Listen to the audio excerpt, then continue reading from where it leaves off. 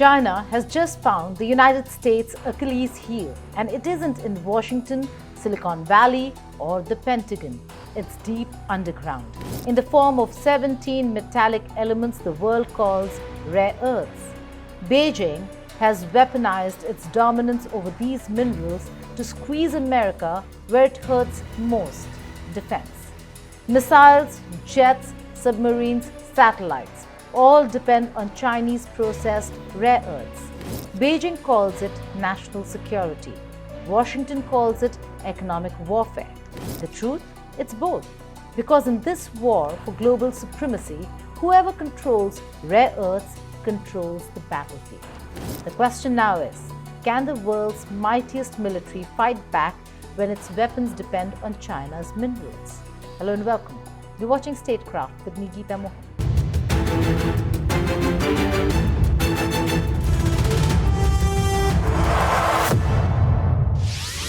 The context is stark.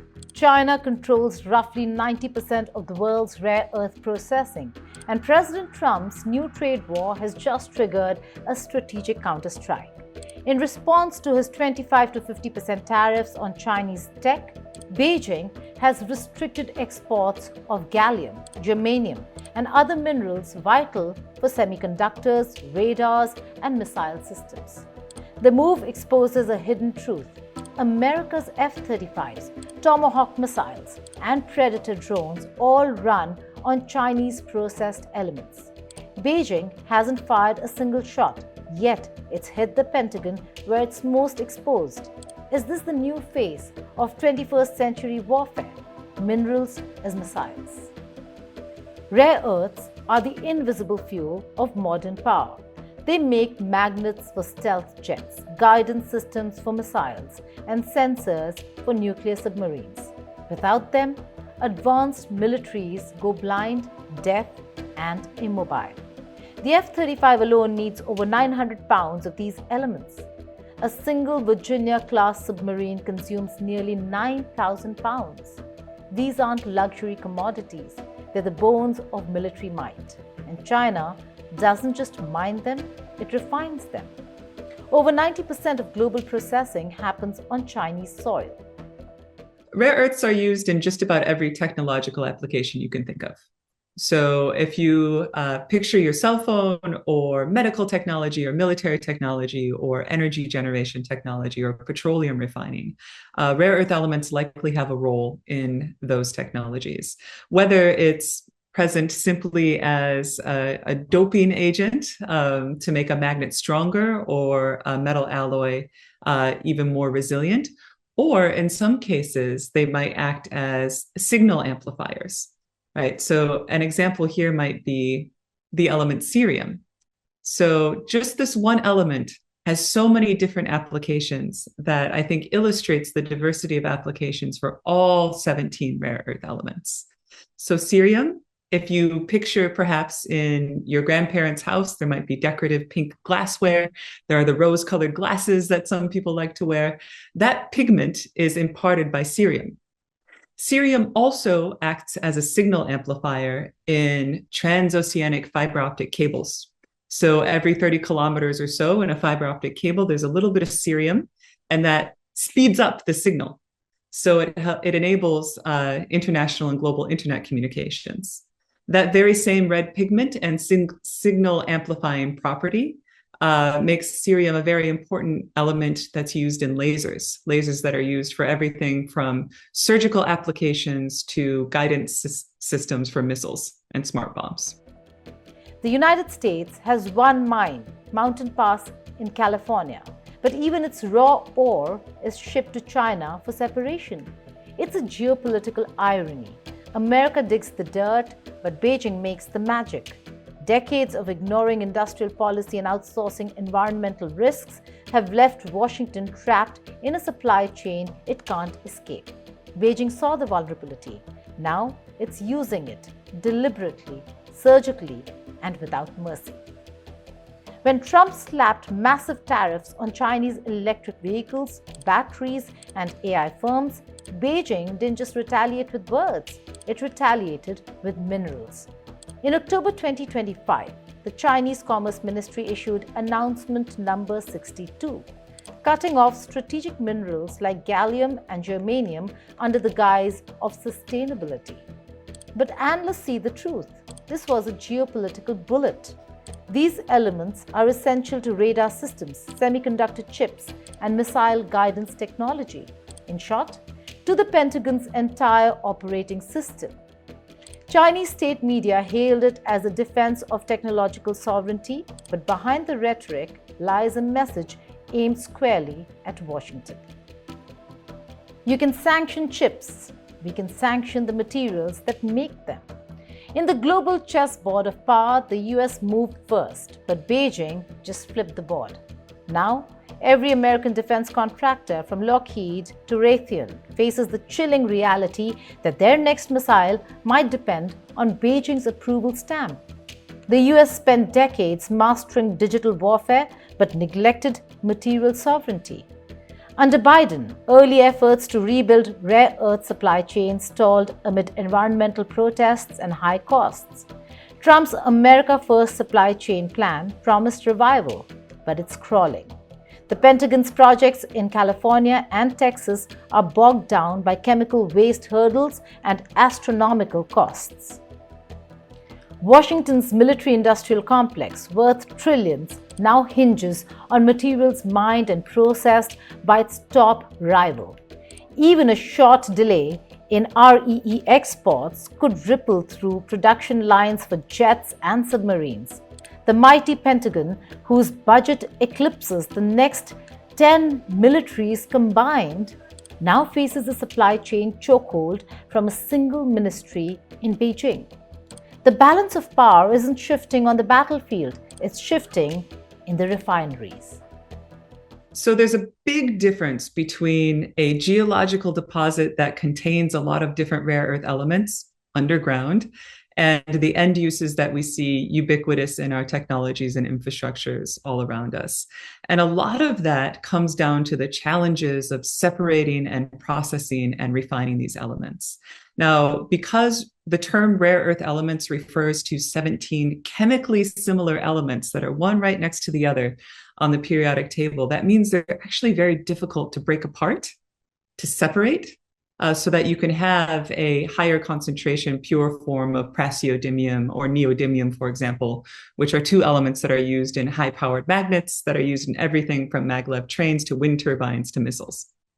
So it's really because of the challenges, the heavy energy and resource and pollution risks that are associated with refining rare earth elements, that production has concentrated historically in so few places.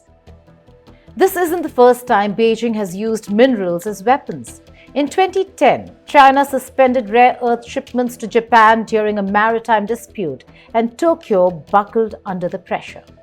Fast forward to 2025, and Beijing has perfected that tactic on a superpower scale. It's no longer about fishing rights or disputed islands. It's about shaping the global order. By controlling the world's rare earth valves, China can now decide which economies and armies can function. Trump's tariff war has met its match, a minerals war. Beijing's strategy is cold, calculated, and deeply effective. It's asymmetric warfare without bombs, an economic chokehold designed to expose how dependent the US is on its adversary. In Washington's playbook, power is built through aircraft carriers and sanctions. In Beijing's, it's built through supply chains and commodities. The difference? One costs trillions, the other just requires patience. The consequences are immediate and devastating. Pentagon's procurement schedules are now at risk. F-35 assembly lines could stall. Precision-guided munitions could face months of delay. Even small radar components for missile defense rely on rare earth magnets, nearly all refined in China. Prices have already spiked. Asian markets surged overnight, while US defense stocks stumbled. A single administrative decree in Beijing has sent ripples through America's trillion-dollar military-industrial complex. Trump's emergency task force, combining the Pentagon, Commerce, and Energy departments, has labeled it a direct assault on national security. But behind closed doors, officials admit what's truly terrifying. The US has no short-term fix. Refining facilities take years to build. Alternative suppliers like Vietnam and Australia remain years away from scaling. The US can't mine its way out. It must refine its way out, and that's a capability China owns, patents, and guards like state secrets. America's situation borders on the absurd. It mines rare earths in California, ships them to China for processing, and then buys them back, sometimes at double the price, to build F-35s that are meant to deter China. It's a self-made paradox wrapped in national security jargon. Western nations prided themselves on clean industries and outsourced the dirty ones. Now, those dirty industries have become the backbone of modern warfare. China's refining dominance isn't an accident. It's a 30-year strategy. Cheap labor, state subsidies, lax environmental laws, all invested not for profit but power. Meanwhile, the US slept. It let its material base decay while its tech giants soared. The result? America's advanced weapons now rely on China's factories.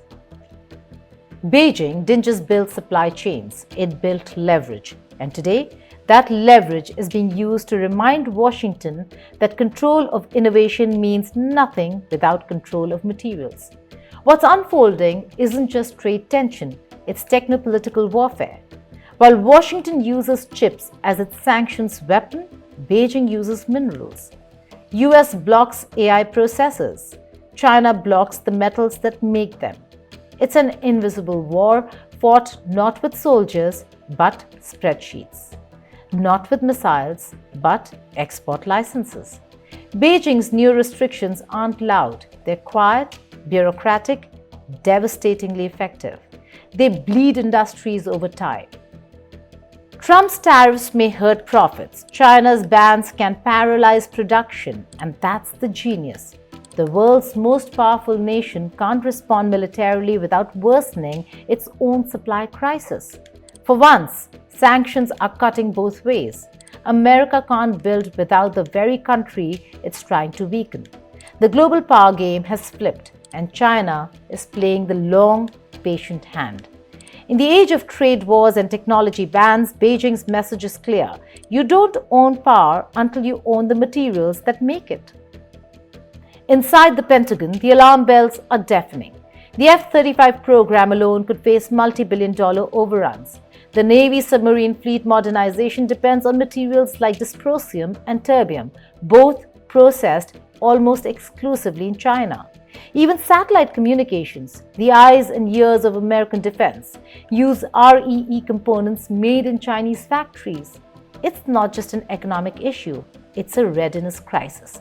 Every delay, every cost increase, every shortage chips away at military superiority. The irony? America spends $850 billion annually on defense, yet can't build its most advanced systems without China's minerals. Beijing doesn't need to match US firepower, it just needs to keep the US waiting. Every pause in production is a strategic win for China, every shortage a silent strike to the US. The war of attrition has gone invisible, fought through supply chains instead of soldiers. President Trump, never one to back down from confrontation, has declared a 5-year plan to achieve total independence from China's critical minerals.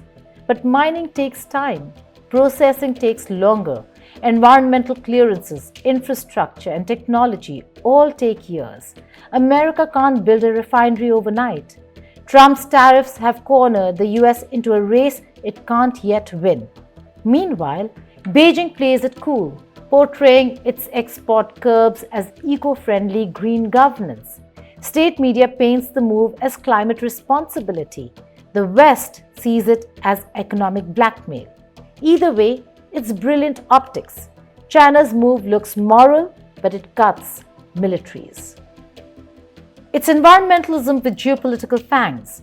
Trump can bluster about independence, but the numbers don't lie. The US still imports roughly 70% of its rare earth compounds from China. Every speech about America first now echoes with the question, can America be first if China controls the materials behind its might? The fallout extends beyond Washington. Europe too depends on Chinese REE imports. Automakers, smartphone firms, and turbine manufacturers across the West are reeling. Prices are spiking, production is stalling, and investors are panicking. Beijing's control isn't just a Chinese advantage, it's a global reality. Western powers that dismissed industrial policy as outdated are now discovering the price of complacency. One can call this the rare earth trap, an elegant phrase for a brutal truth. Green energy and military defense now share the same bottleneck.